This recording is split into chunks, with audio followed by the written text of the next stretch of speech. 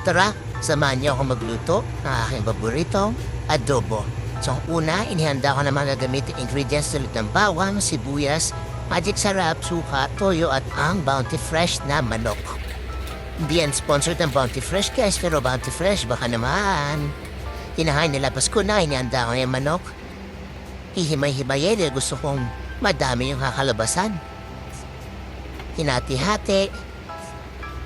Nahirapan nga ako dyan kasi hindi naman talaga ako marunong tumatay. So una yung legs. Pocket pa ako dyan. Tapos sinubukan kong maghati ng maghati hanggang sa pakabuo tayo ng maraming parte ng manok. Well, kala mo talagang galing-galing ko dyan, di ba? So, syempre pagkatapos kailangan natin hugasan para malinis ang ating kakainin, di ba? So, pagkatapos kong hugasan yan, sinimulan ko na rin ihanda ang mga sibuyas, bawang at iba pang mga condiments para ready na tayo magluto. So yan, ginilit-gilit ko yung sibuyas, pinipit ko na rin yung bawang.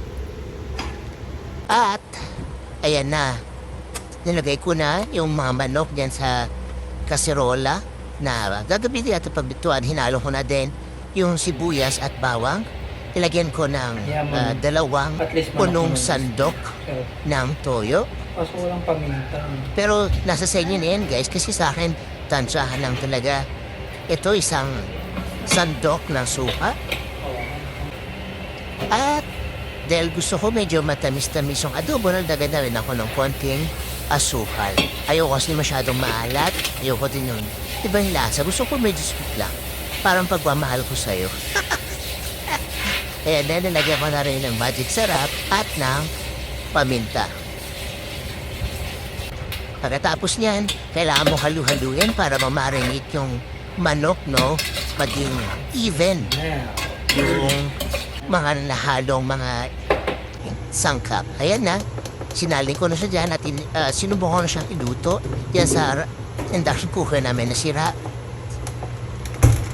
So, kailangan lang natin siyang hintayin maluto at huwag kang atat hanggang sa maging taran! Adobo! Tara guys, kain tayo. Masarap to, luto ko to syempre. O diba, sarap na sarap. Wala na akong pakialam dyan kasi gutom na ako. Salamat!